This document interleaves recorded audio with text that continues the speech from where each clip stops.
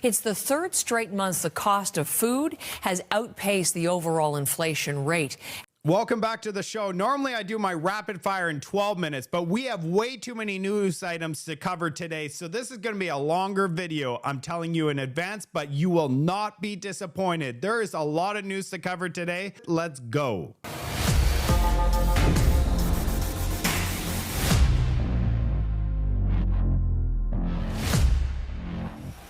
We're going to start things off with Francois Philippe Champagne, our finance minister, reassuring the world that Canada is going to help rebuild Ukraine.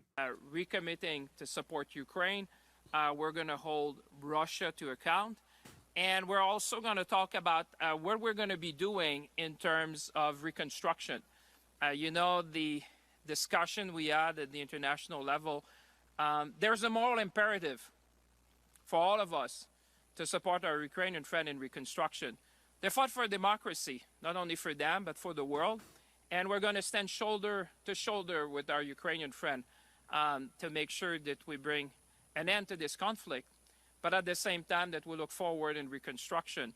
So this morning I had the privilege with Sergei to meet a number of pension funds and a number of very important investors to look at what's going to come next. You may have seen the report from the IMF that the reconstruction effort in Ukraine is going to be north of 500 billion US dollar over a decade in order to rebuild this country, build back better together. And today was a moment that we could share. There's a lot that we could do together. We talked about energy infrastructure. We talked about infrastructure like roads, ports, railway. We talked about defense technologies. We talked about energy. You know, Canada is an energy superpower. So what we can do with them with respect to hydro, to nuclear energy, also to oil and gas, and what we can bring together to this table. So it was a very interesting moment. You get that, Canada? The first thing that he mentions is that Canada is an energy superpower, and he mentioned electricity, not oil and gas. Do you see where this government's mind is at?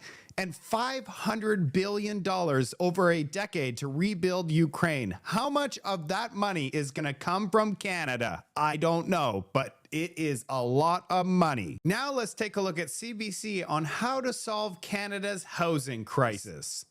In Canada, it's not going to be done just through temporary modular housing. It's not going to be done just through half. Like, every level of government has something that they need to do to bring to the table here, but it will involve some political courage on the part of federal leaders as well as provincial and municipal to, admit that, yes, for the boomers that were lucky enough to, secure low mortgages and pay those off, right, their values will have to come down in order for young people to knock on the door of homeownership.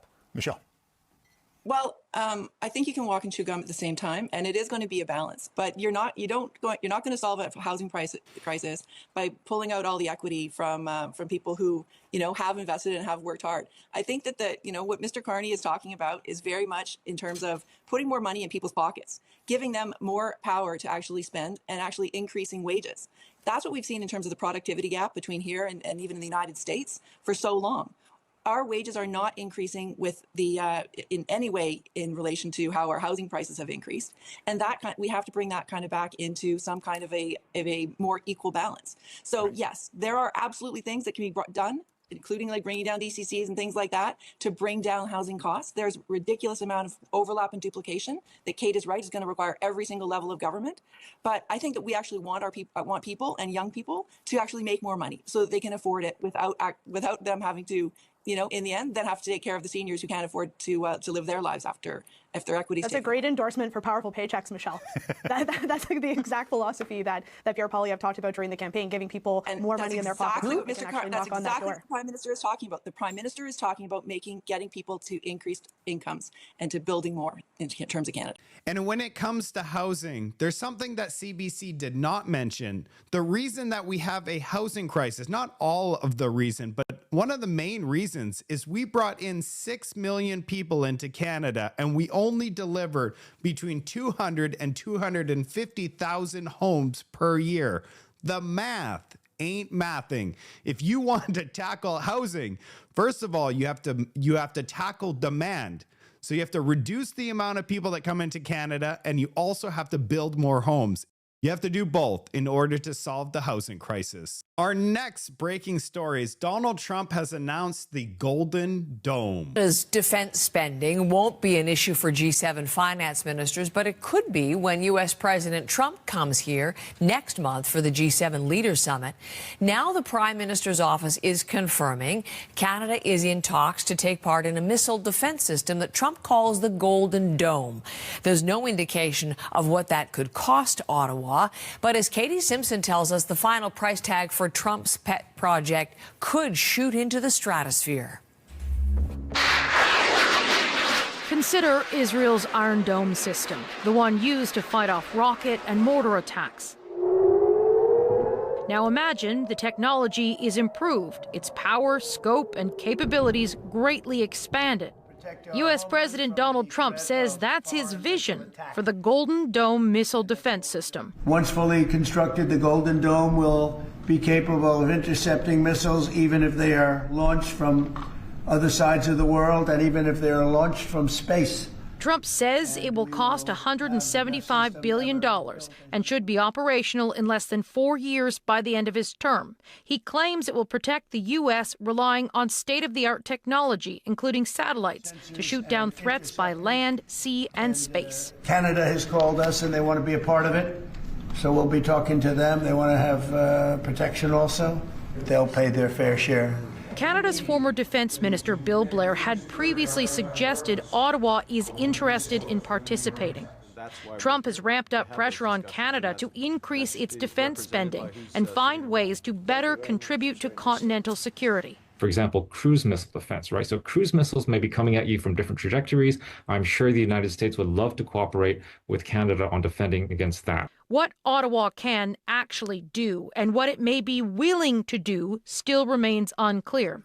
As decisions are made, there are warnings Trump's Golden Dome plan has flaws. You know, we've had decades of consensus that that's both technically unrealistic, economically very expensive, and strategically really unwise. This researcher warns it could inflame tensions with American adversaries and even start a new arms race. Introducing strategic missile defenses against Russian and Chinese nuclear arsenals is likely to incentivize them to build more missiles, different kinds of missiles, and to try to counter that system.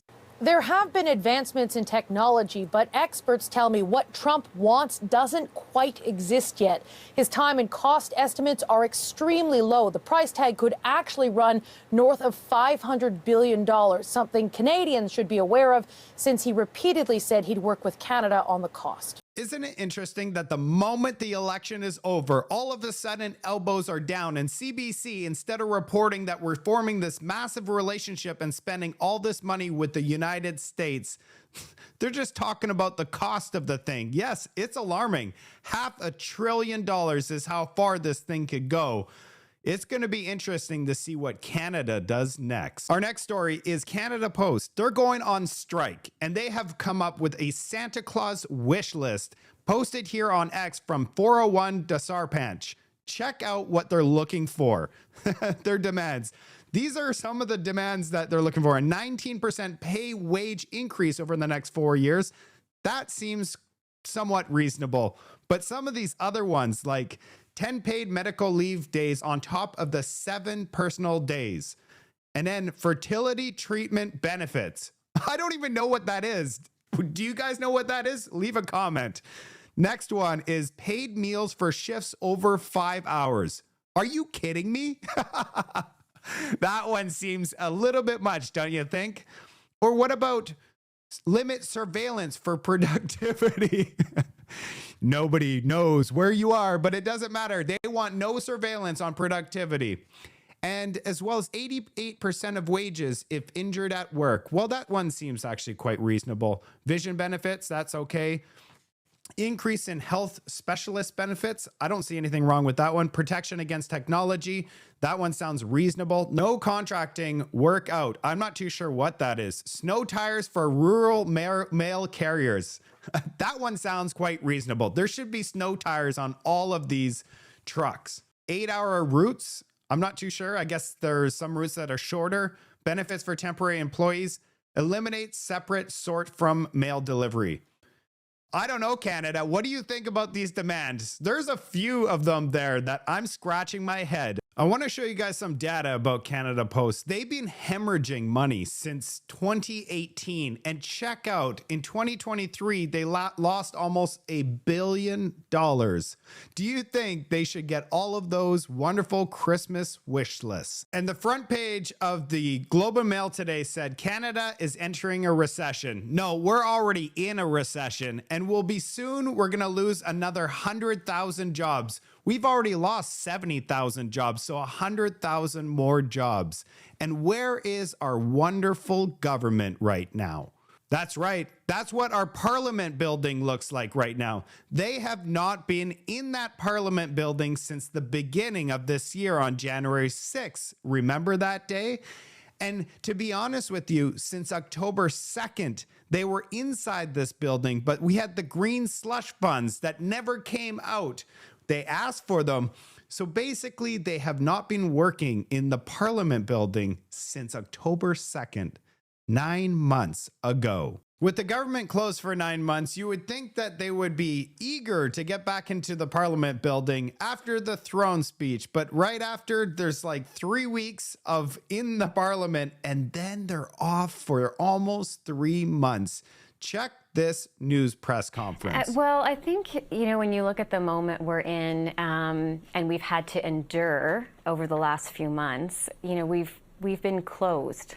Parliament has been closed at a time when the business community is in dire need, as are everyday Canadians, for a sense of economic relief in addition to some economic security.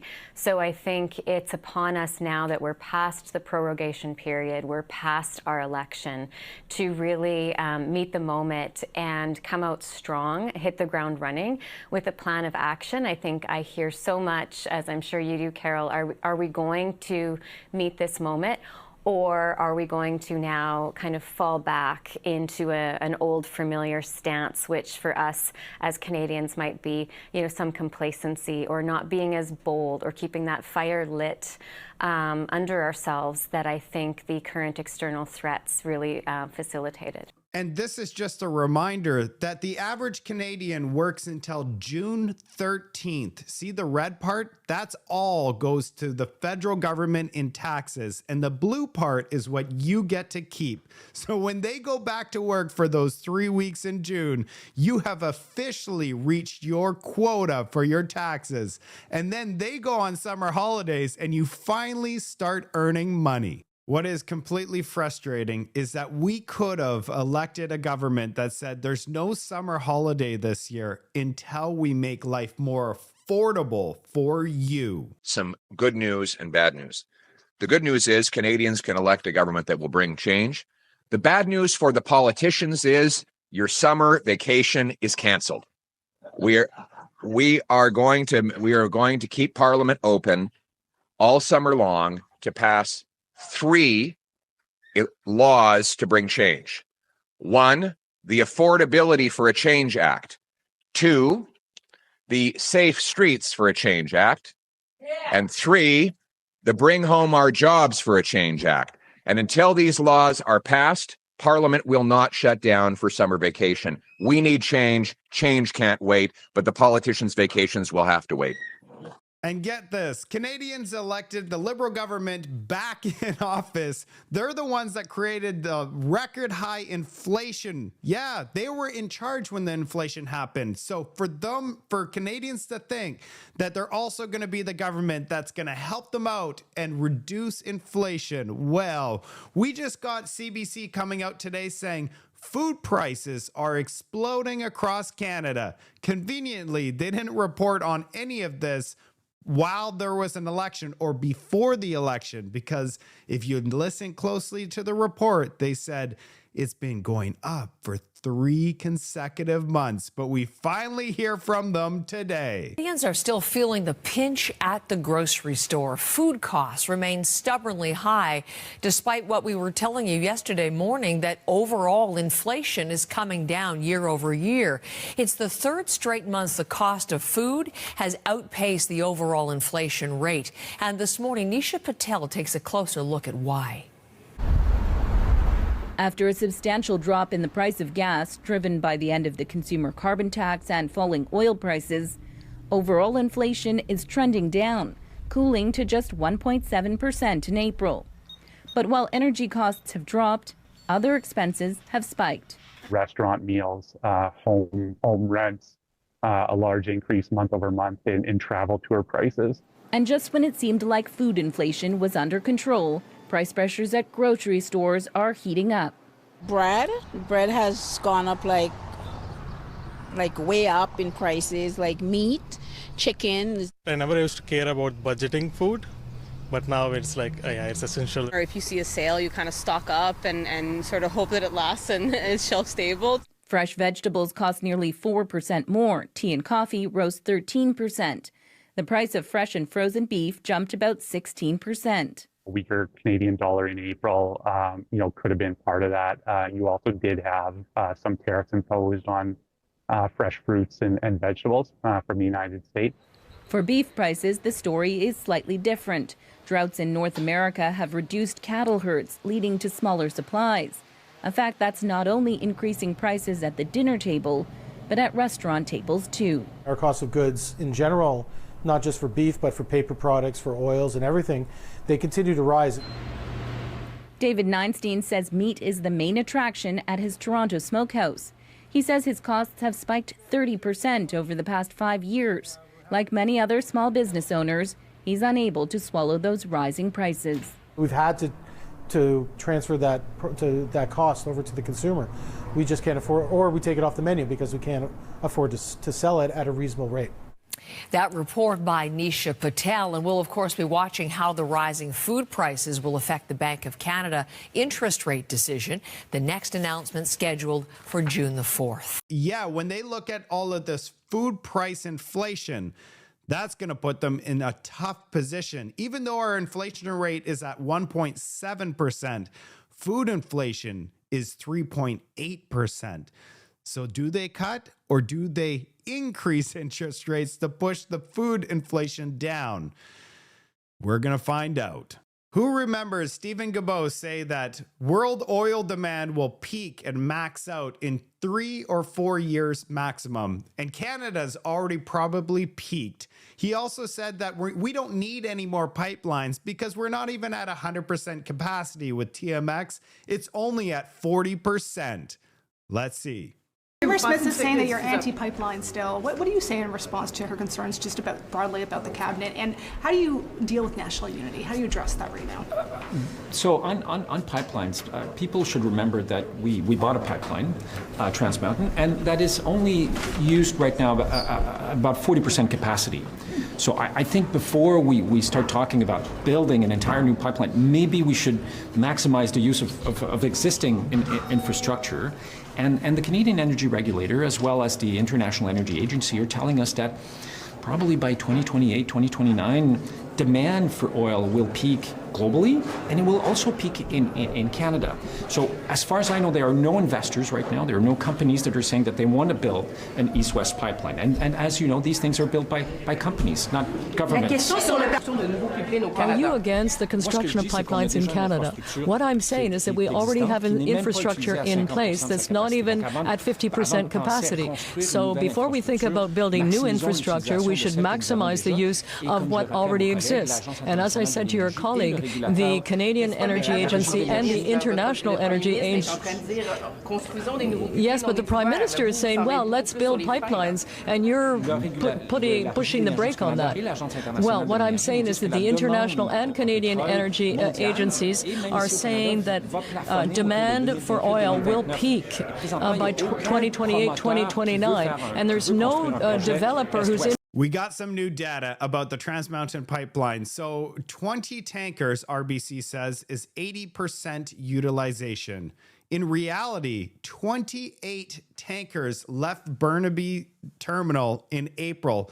Actually, that number is closer to 32. So we're actually at 100% utilization with the TMX, not 40%, like Stephen Guilbeault has said.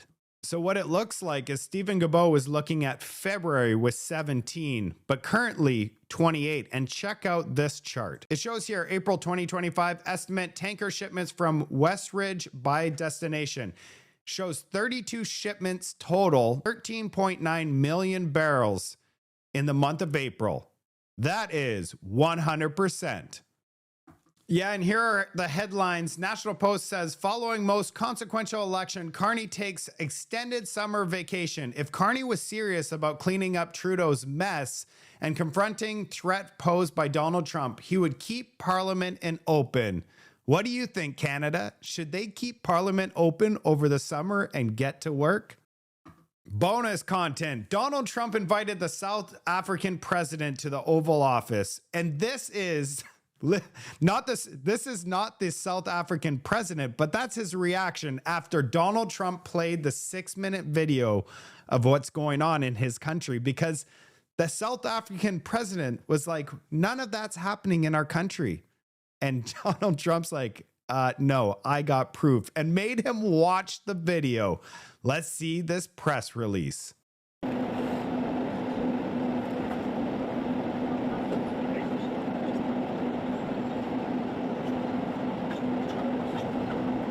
President Trump, how are you feeling, sir, about your big, beautiful bill today? Very well, it's very close. And how was your meeting with the Pope's brother yesterday? Great, fantastic guy. Thank you very much. Thank you. What would it take for you to be convinced that there's no white genocide in South Africa? Well, I can answer that for the president. It's for him. No, seriously. I'd rather have him answer. Yeah, I'd rather answer that. It will be. Our president will respond to you. Yeah, let me, Thank you, Mr. President. It will take President Trump listening to the voices of South Africans, some of whom are his good friends, like those who are here. When we have talks between us on around a quiet table, it will take President Trump to listen to them. I'm not going to be repeating what I've been saying.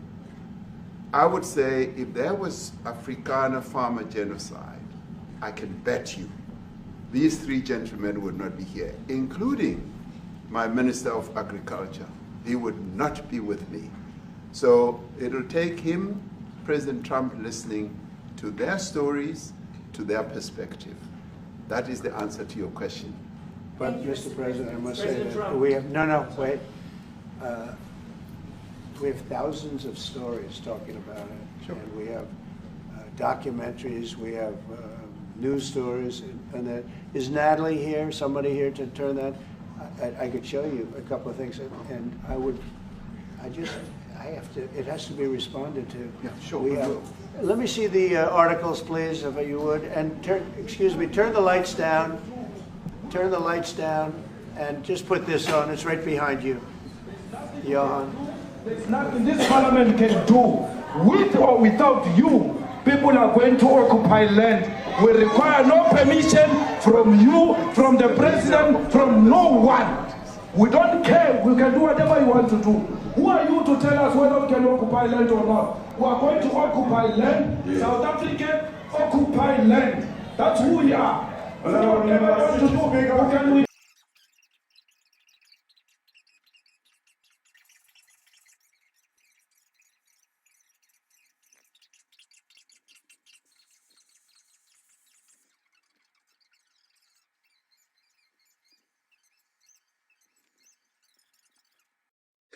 Now this is very bad. These are burial sites right here. Burial sites. Over 1,000 of white farmers, and those cars are lined up to pay love on a Sunday morning. Each one of those white things you see is a cross, and there's approximately 1,000 of them. They're all white farmers, the family of white farmers. and those cars aren't driving. They're stopped there to pay respects to their family member who was killed. And it's a terrible sight. I've never seen anything like it. Both sides of the road, you have crosses.